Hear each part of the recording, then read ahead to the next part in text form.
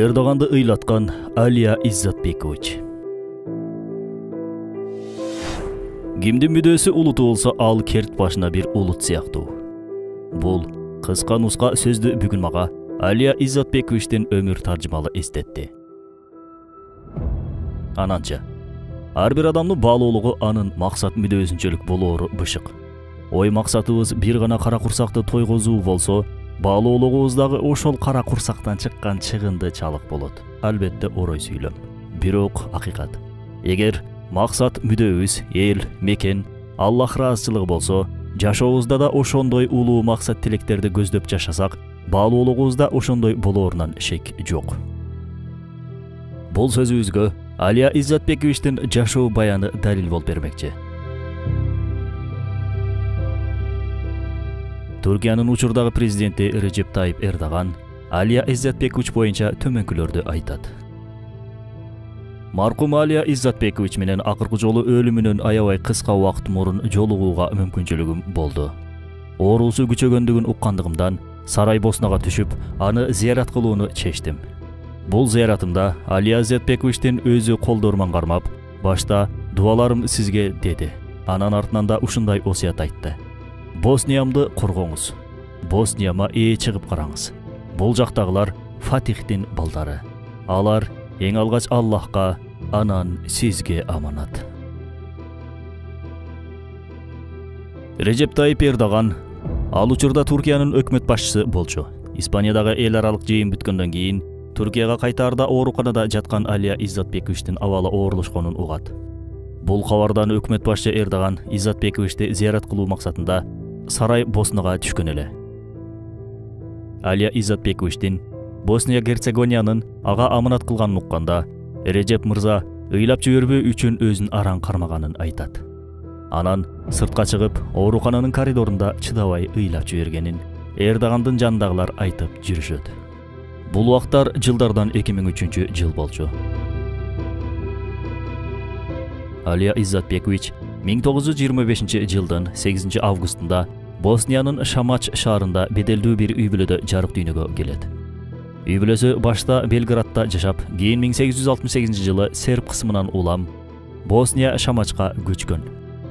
Алиянын чоң атасынын аты да Алия болчу. Ал Босния Шамачтын мэри болчу. Ал убакта бул жерлер Осман дөөлөтүнүн аймагына кирчү. Анын чоң атасы түрк кызына үйлөнгөндүктөн Алия Иззатбекович өз канында түрк каны барлыгында айтып калчу дешет. Алия 2 жашка толгондо соода саттык менен алектенген атасы үй бүлөсү менен Сарайбоснага көчүү чечимин алат. Алиянын атасы Мустафа 1 дүйнөлүк согушта катуу жараланган эле. Кийинчерээк алган жаратынын айынан жарым-жартылай шалгайланып, өмүрүнүн акыркы 10 жылын төшөктө жатып өткөргөн. Алиянын апасы аябай диндар киши болгон. Алия өз эскерүүлөрүндө жаштыгынан тарта динге болгон байлануусунда апасынын үлүшү чоңдугун айтат. Сарайбоснда чоңойгон Алия аймактын белгилүү мектебинде билим алган. Эң кызыгы 15 жаштар чамасында атеист жана коммунисттик адабияттардан таасирленип, жаш жеткинчек диний маселелерде арсар абалга түшөт. Коммунизм идеологиясы бул жаш мусулмандын зээнин жарласа да, анын ишенимин жыга алган эмес. Ар тараптан изденип окуган Алия ак менен караны ажырата биле турганчалык зээндин ээси болуп жетилет. Кийинчерээк Алия коммунизм боюнча төмөнгөдөй жыйынтыкка келет. Коммунизмда, фашизмда адамды эрки жок жандык катары көрөт. Алар үчүн адамдын кадимки машинадан айырмасы жок. Эмнени буйрусаң кынтыксыз аткаруу керек болгон денеден турган бир материал. Эмесе ислам дене менен рухтун байланышын салмактап, адамдын чыныгы баалуулугун билдирет деп корутундулайт. Алия 2 дүйнөлүк согуштун так ортосунда 1943 жылы мектепти бүтүрдү. Өлкөдөгү ошол учурдун башкаруу режимине ылайык аскерге барууга милдеттүү болчу. Бирок ал 1 жыл бою үйдө жашынуу менен армияга баруудан кутулган эле. Анткени бул согуш анын оюнда жихад эмес. Жөн гана капырлардын колунда курал болуудан башка айырмасы жок болгон. Кийинчерээк Касавинага качкан Алия жашоосундагы абдан маанилүү орунду ээлеген жаш мусулмандар менен жолукту. Алия жаш мусулмандар катары таанылган топ менен алгачкы жолу Югославиянын кулоосунан бир канча ай мурун кезиктик. Булардын көпчүлүгү Загреб жана Белград университетинде билим алган студенттер эле, деп эскерет. Ошол доордун башкаруусуна ачыктан ачык каршы күч болгон жаш мусулмандар эки тараптуу кол салбоочулук политикасынын себеби менен чоң бир маселеге тушугушкан эмес. Бул жагдай согуштун арты менен келе турчу коммунист режими менен терсине айланган. Бул убакта жаш мусулмандар уюмуна карата көрүлгөн чаралар кыска учурда кысымга айланып, кармап камоолор башталган. Алия Иззатбекович ошол күндөрдү төмөнкүчө эскерет. 20 жашта болчум. Жаш жана баяу болгондугубуздан митингдерди уюштурдук жана ал жерлерде жымсалдабай ачык айтылган сөздөрүбүздөн улам улуттук коопсуздук кызматкерлери бүт ой пикирлерибизден кабардар болушту. Мына ошондуктан иш аракетибиз көпкө узабастан токтотулуп, ишибиз сотко өткөрүлдү. 1946 жылдын 1-мартында мен сыяктуу көз караштагы 14 киши камалып, 3 жылга соттолдук. Биз жаш мусулмандар деп аталган топ ушундайча көрүнүштө айыпталып, соттолгон алгачкы топтордон элек. Бул соттолуу алдыда башыбызга келе тургандарга салыштырганда анчейин оор эмес болчу. Иззатбековичтен жаштык жылдары ислам идеологиясын коргоо үчүн күрөшүү менен өтсө, өмүрүнүн акыркы жылдары Босниядагы Вашнах элинин укугун коргоо менен өткөн. Алиянын басып өткөн жолун адилеттүүлүктү коргоо үчүн өткөн өмүр деп атасак да болчудай. Ал жаштыгында бир кишинин оозунан "Сен жашооңдо адилеттүү бол, башкасынан адилеттүүлүктү күтпө, умар бол, умарды күтпө" деген сөздү угуп абдан таасирленет. Умар бол, бирок умарды күтпө сөзүн жашоосунда негиз тутуп адилеттүүлүктү коргогон укук тармагынын адиси болгусу келчү. Бирок Алиянын мындай иштерден узак кармагысы келген анын ата-энеси уулунун юридика тармагына тапшыруусуна карманча каршы чыгышат. Талашып тартышуунун натыйжасында Алия 1949 жылы абактан чыккандан кийин агрономия университетине окууга кирет. Жолборс жолунан жигит сөзүнөн кайтпайт деген сөз чын белем. 1954 жылы Алия ата-энеси айткан окууну ийгиликтүү аяктагандан кийин юридика факультетине көшөрүп жүрүп тапшырат. Окуу жылдарында жаш мусулмандар тобуна кайрадан кошулган Алия Иззатбекович жакындосу Хасан Бибердин камакка алынуусунун кесепетинен улам маанилүү милдеттер менен милдеттендирилген эмес. 1956 жылы окуусун аяктап, бир курулуш компаниясында башкаруучулук милдетти алат. Бул учурларда калеми да тынбай өз пикирлерин дептерлеринде жазып жүрө берет. Анын ошол кездеги жазгандарынын көпчүлүгү бастырылбаса да, калеминин күчү, курч пикири көпчүлүктүн, анын ичинде бийликтин да көңүлүн өзүнө буралган. Бул сөзүбүздү бастырылган аз сандагы китептеринин таасирин кароо менен айтсак болот. Иззатбековичтин иш дүйнөсү, билими жана үй бүлөсү менен алек болуу менен бирге ислам дини темасында олуттуу макалаларды жазуусу да мактоого арзырлык. 1970 жылы чыгарылган Ислам декларациясы аттуу китеби чоң талкуу жараткан. Ислам декларациясы ошол учурдагы 7 тилге которулуп, өз учурунун эң көп окулган саясий китептеринен болгон. Бийлик өкүлдөрү китептин айрым бөлүктөрүнө мамлекетте исламий принциптер менен башкарууга чакырык катары баа беришкен. Батыш менен чыгыштын ортосундагы Ислам аттуу китеби болсо, Алиянын терең көз карашынын чагылуусу. Бул китеп Алия Иззатбековичтин пикирлеринен улам камакка алынгандан 1 жылдан кийин тагыраагы 1984 жылы бастырылган. Бул китепти Алия жаш кезинде жазып, коммунисттерден жашыруу максатында жашырып койгон эле. Кийин жашырган жеринен алып, аны дагы да толуктап басууга берген. Чыгыш менен батыш деп айтуусунан максат чыгыш союз бийлиги болсо, батыш болсо бул Европа. Бул экөөнүн ортосундагы ислам же бул экөөнүн ортосундагы калкан Босния деген философияны туюнтат деп айтышат серепчилер. 1983 жылдын 23 мартында таң эрте менен Югославиянын милициялары Алиянын үйүн басышат. Башында 3 күн бою көзөмөлгө алынып сурак берет деп кармалган эле. Бул 3 күн 100 күнгө узарып, Алия Иззатбекович күн сайын тергөө залында сурак берет. Ошол жылдын август айында жаш мусулмандар уюмун кайрадан уюштурду деген айып менен 14 жылга кесилет. Бактыга жараша, бул убак мөөнөтү улуттар аралык басымдын таасири менен 1988 жылы бүтүп 14 жылга дейре узарган эмес. 1918 жылы түзүлгөн Югославиянын атактуу лидери Титонун өлүмү менен өлкөдө 1980 жылдан тарта кулоонун убагы башталат. Өлкөнүн калкын түзгөн сербтердин, славяндардын, хорваттардын жана бошнактардын тагыраак айтканда босниялыктардын ортосундагы маселелер Титонун убагында эле бар болуп келгени менен Титонун өлүмүнүн артынан актуалдуулугу ого өтер артат. Европанын көзү менен карай турган болсок, Югославиянын бөлүнүүсү тарыхтагы маселелерди кайрадан козгоо коркунучу болгон. Алсак, Македониядан улам Греция, Францияда Корсика, Испанияда Баск, Англияда Ирланд улуттук боштондугуна жол ачары мүмкүн эле. Мындан улам Югославиянын бөлүнүү темасында Европада эки айрым көз караштар келип чыкты. Германия, Италия жана Австрия сыяктуу өлкөлөр Словения жана Хорватиянын көз карандысыздыгын таануунун тарапташтарлары эле. Франция болсо ал өлкөлөрдүн көз карандысыздыгын моюндоо, Босниянын да көз карандысыздыгына жол ачаары жана Европанын ортосунда көз карандысыз бир ислам өлкөсүнүн пайда болоору коркунучу бар экендигин айтып, каршы чыгып жаткан. 1989 жылдын ноябрында болсо Берлин дубалы кулады. Бул окуя бүтүндөй батыш блогун түптөн өзгөрттү. Режим алмаш жаткан. Европада бир ислам өлкөсүнүн түзүлүүсү үчүн мусулман журтчулугунун бир болуусу, ынтымактуулукта жашоосу шарт эле. Коммунизмдин чектөө тыюулары али күчүндө турганына карабай, өзүнүн күжүрмөн аракеттерин баштады Алия. Бир саясий аракетти баштай турчу партиянын болуусу керектигине ишенди.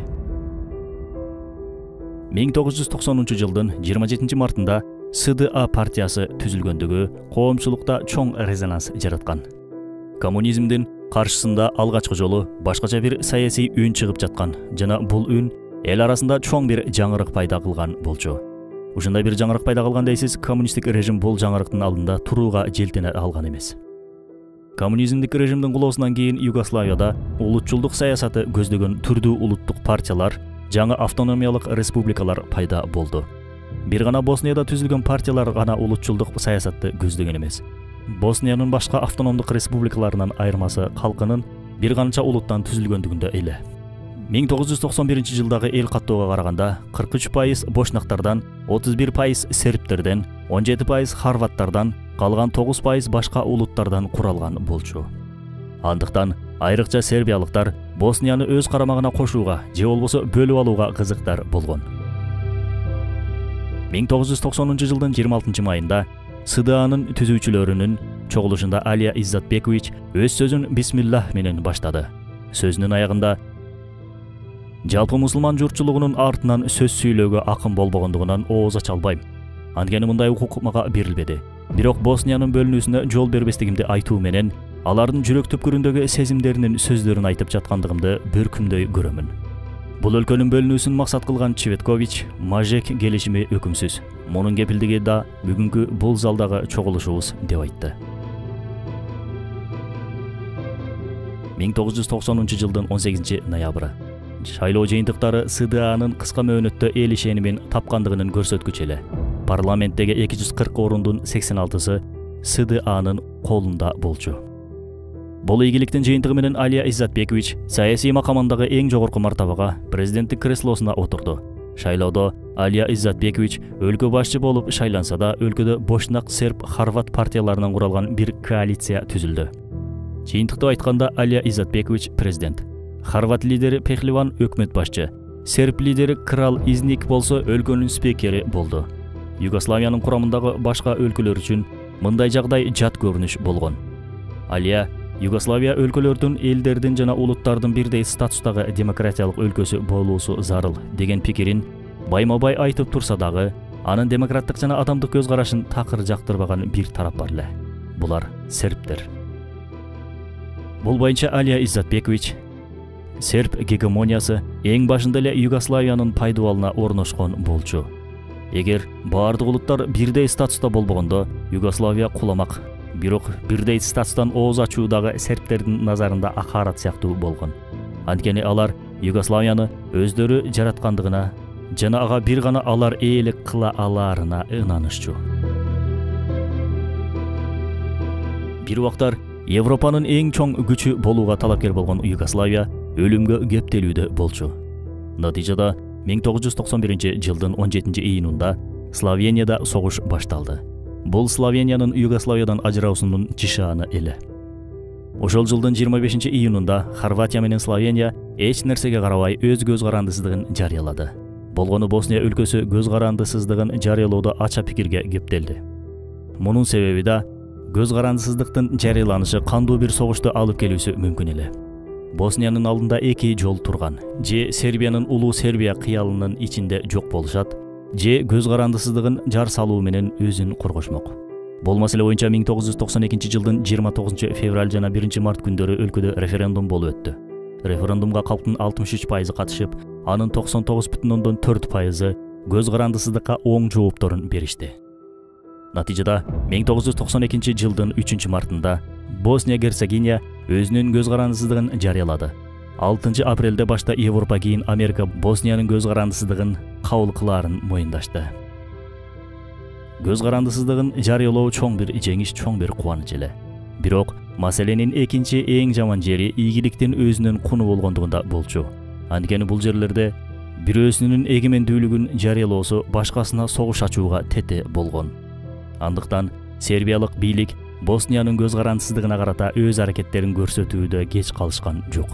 Өздөрүнүн терс реакциясын көрсөтүү үчүн Босниянын ичиндеги сербтерден пайдаланышты. Мунун себеби менен Боснияда кан, аза, көз жашы деген нерселер 3 жыл бою токтободу. Согуштун алгачкы күнү Алия Иззатбекович өзүнүн кызы менен кошо туткундалып, өлкөнүн келечегине чоң коркунуч жаралган.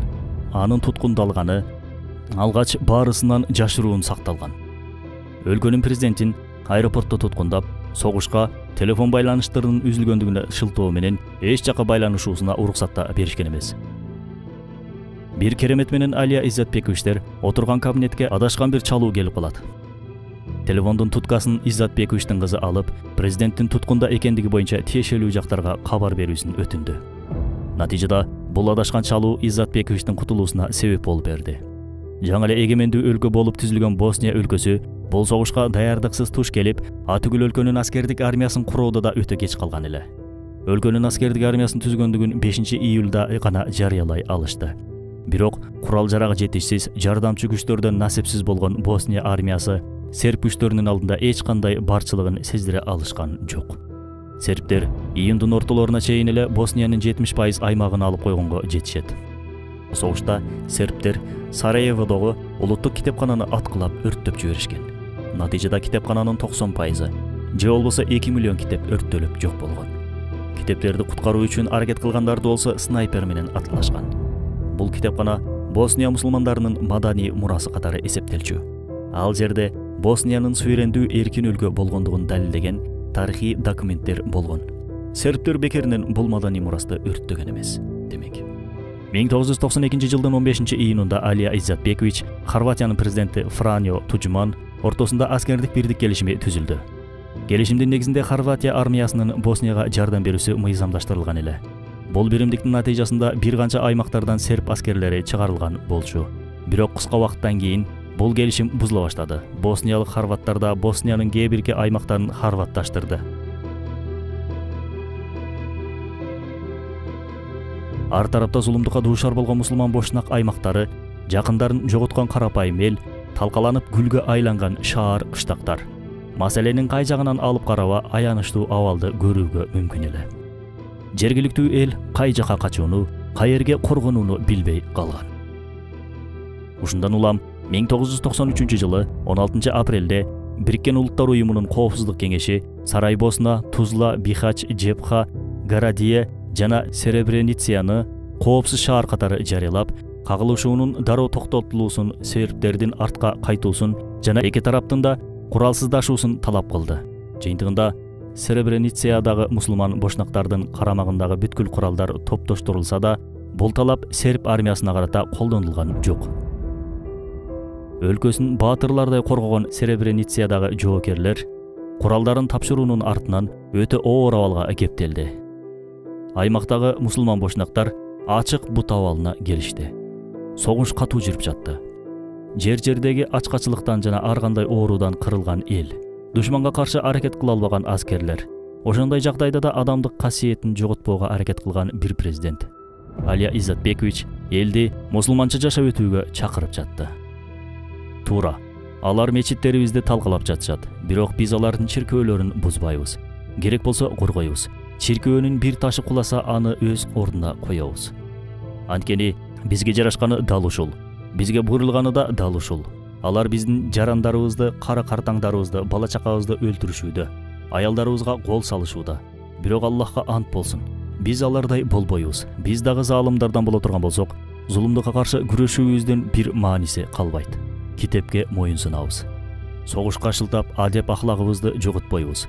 Эгер биз ахлагыбыз менен бул согушту жеңе алсак, мына ошондо чыныгы жеңишке жетише алабыз.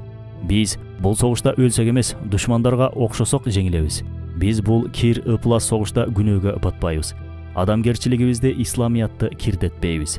Чыныгы жеңиш ушул, деди.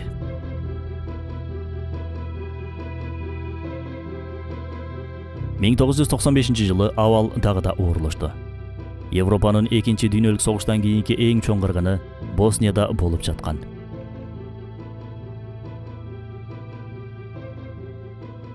Серебреницаны алдырып жибербөө үчүн аскерлер жана жергиликтүү эл бар күчүн көрсөтүүдө аянган эмес.